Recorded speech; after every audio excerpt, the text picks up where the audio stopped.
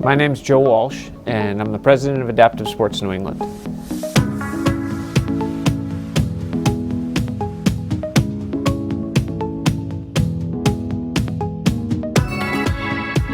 The biggest challenge that we face is that the cultural norm is that kids who have disabilities don't play sports.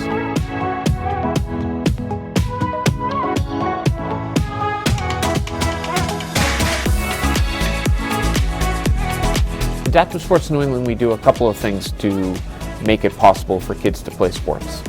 We write policies and rules so that kids can be included in traditional sports. We work with coaches, team leaders, program directors to facilitate how kids get included in sports programs in their community or at school.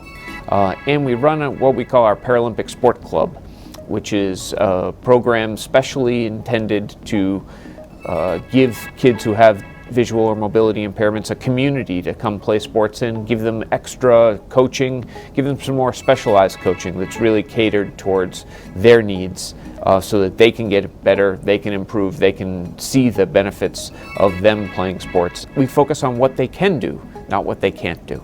The benefits of this program are fitness, friends, and fun. Making it possible for kids to play sports means working with their families, their coaches, the program leads, all of those people surrounding the athlete's participation. Sometimes that's a much bigger challenge than convincing the athlete of his or her ability to play sports. As with any athlete, coaching is key. So our Paralympic Sport Club program brings youth who have visual and mobility impairments together with coaches, many of whom have those same types of her ability, and who also, as with any high levels of Paralympic sport experience, so that the coaches can provide those athletes with customized plans and real detailed coaching around the specific abilities that these athletes have. We run Paralympic Sport Club programs in swimming, track and field, rowing, and wheelchair basketball. There are also Paralympic Sport Club programs in Boston for sled hockey. Whether you're a parent of a child who has a disability, a volunteer, coach, or someone who just loves sports, we'd really love for you to be part of Adaptive Sports New England. You can learn more at www.adaptivesportsne.org. We'd love to have you join us.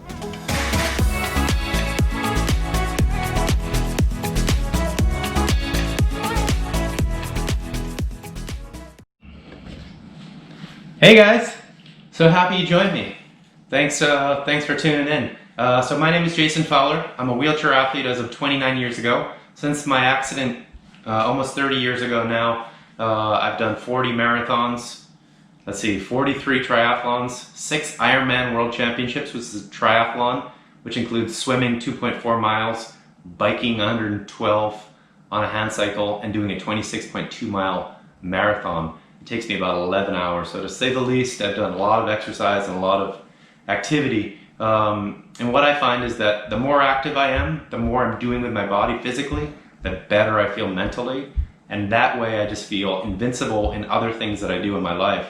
So what I wanted to do is just show you guys a few exercises that will help you start to get active. If you're not active already, these are for beginners as well as even advanced people. And now I also show you some household items that you could use to enhance it and use as weights. So if you don't have 1 to 2 pound weights, you can use cans of beans, you can use bags of rice, jars, whatever that is. I prefer to use a metal can just because if you're dropping by accident a glass jar, then that could be a problem. So anyway, so let's start with the most basic here. Arms to your side. Now again, I prefer to do these seating, but you don't have to. If you're able to stand, you can also do it. So you don't have to be have any sort of different ability. You could also just be an able-bodied person and do these as well. So arms to the side, and then bring them out straight. Now I'm not just sort of flopping my arms up and down. What I'm doing is slowly raising them and lowering, but I'm tightening up my muscles. So I'm tightening up my shoulders, my back, my chest, everything that I have access to, my abs, my core. I'm tightening that up so that it provides resistance. And I'll do about 20 of these or till I get really fatigued and I can't do any more, and then I do about 3 or 4 more. And that just for me just feels good when I'm getting the blood flowing. And you'll notice that it starts burning in here in your chest and your shoulders and your back and your neck. And make sure you're keeping your chin down and keeping in sort of a neutral position seated. Now what you do is you do 20 of those, you stop, you take a rest for about a minute, catch your breath, and then do another 20. Now if you can't do 20, it's okay to do about 10 or 15 or however many you can do, but what you do is you get to the point of exhaustion and then you do a couple more. And that will just give you a little edge, a little push to really get to the next level. Now what I recommend is doing 3 sets. So you do 20, wait a minute, do another 20, wait a minute, and then do another 20. And again, that'll sort of get you on the right track. Now the next is pretty much the same, but you're going to do your hands in front of you. And this is a little bit tougher because you're using your body isn't really meant to hold it in such a way. So out in front, elbows straight as much as you can, and in front. Again, I'm tightening my shoulders, my back, my neck, everything I have extra, I'm tightening it so that it provides resistance. And you want to do the same. You want to do 20 of these, wait a minute, do another 20, wait a minute, and do another 20, so 3 sets. And that, you'll notice, feels really good. Again, you're not throwing your arms up and down. It's a very controlled motion where your arms are about shoulder length or shoulder width, up and down. Straight wrist, straight elbows, up and down. And you really start to feel it in your neck and upper back.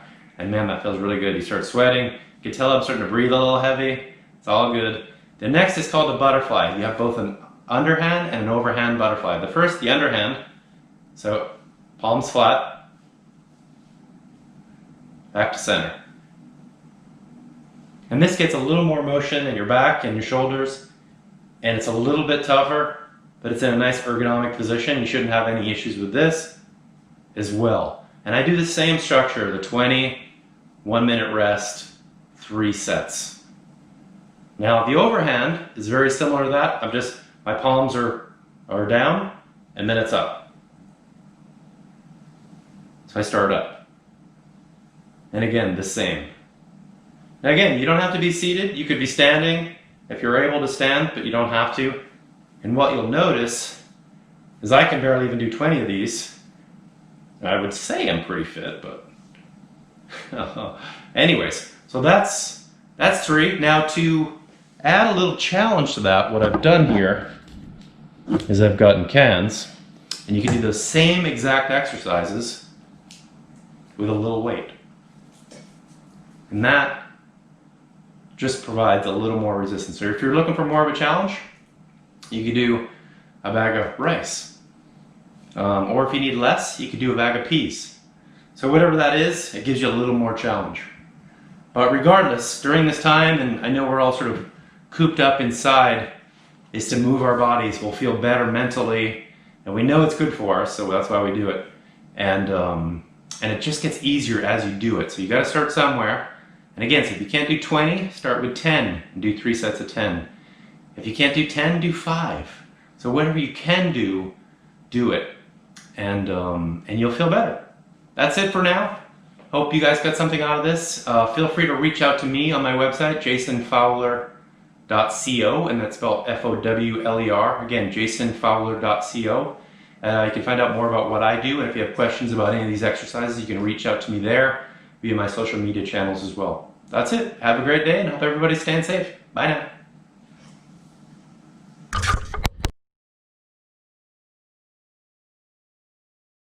So my name's Katrina Gerhard. I'm from Acton, Massachusetts. And when I was in high school, I wanted to be active just like all of my peers. So I decided to join the track team because I'd heard that it was a no-cut sport. Like, well, if it's a no-cut sport, how far will they take that? Can a student in a wheelchair just show up and be like, I want to be on a track team? And the answer is yes, they can.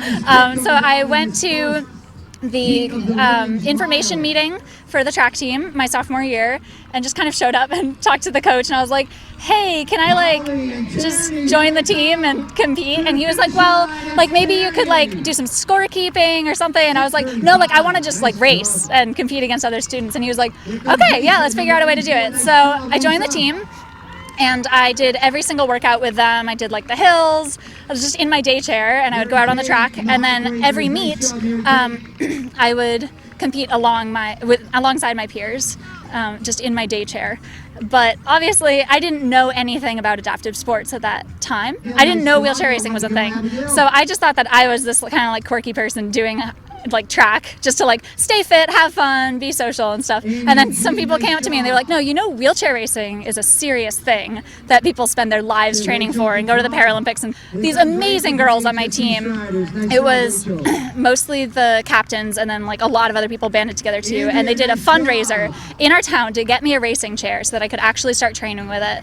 And then once I had the chair, I was like, oh, perfect, I'm going to be a great wheelchair racer. But obviously I didn't have coaching. I didn't know what I was doing. So then my coach, like just my high school girls track coach, found Adaptive Sports New England and told me to go to a clinic that they were hosting at the Red D. Lewis Center. And I went and I met Jimmy Cuevas of the New Jersey Navigators, and he's the guy who really helped me learn the technique and brought me to junior nationals and taught me how to like actually compete against other wheelchair racers. And fast forward 5 years now, I'm in college and I'm at the University of Illinois, which is the U.S. Paralympic Training Center for wheelchair racing.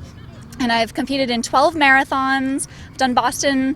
I didn't complete it this year because of the weather, but I've attempted Boston 3 times, finished it twice, and just like it's amazing how far I've come. Being on the track team for me in high school was very symbolic, I think, of inclusion and adaptive sports as a whole, because while I was there, I was more just being a regular high schooler, just enjoying the friends and enjoying being included on the team. But then I think later I realized how unusual that is for a lot of students with disabilities to be like fully just included on a team and encouraged to be as competitive as they can. Now I realize how powerful that was to have that community and to have all of those girls cheering for me, not just in a like condescending, like, oh, good for you, you're doing something with your life kind of way, but like a serious, like, we respect you as an athlete and we understand what you're doing and we're going to support you through it.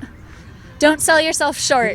And if you think that you're doing something that sounds a little crazy, like joining a track team as someone who uses a wheelchair, like, trust me, if you know that you are doing a sport that you love, you should just stick with it. My message would be to encourage them to see every other kid's potential, like, fully. And if you have a child with a disability, to never hold them back or never make them feel like they can't be active.